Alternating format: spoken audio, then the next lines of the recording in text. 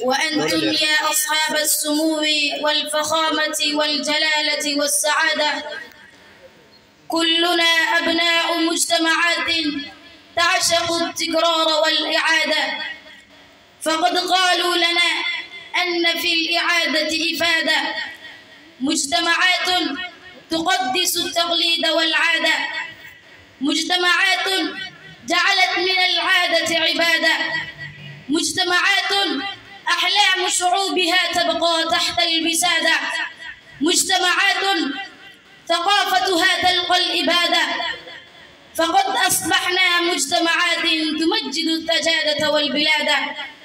شعارنا لا للاختلاف لا للتفرد، فهذا نوع من أنواع التمرد، ألا نشبه بعضنا انبثاث عن الجذور، ألا نكرر بعضنا من الانتماء تجرد، غريبة أصبحت أطوارنا ونفتخر باسترار أفكارنا، تعلمنا أن ندهل العلم قبل البلاد، تعلمنا أن نحيا مسلوبين الإرادة، جيل يكرر جيلا فبربكم أين الإفادة، وكل منا لا يملك السعادة، فكيف نريد بلوغ الريادة؟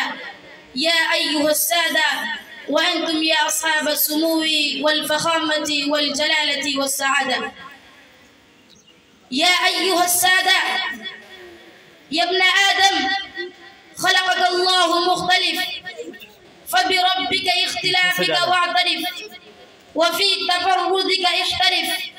يا ابن آدم كن خليفة الله على الأرض باختلافك، ولا تتبع ذاك القطيع، عش حرا يا ابن آدم، فهذه الأرض للجميع، فهذه الأرض للجميع. وآخر دعوانا أن الحمد لله رب العالمين.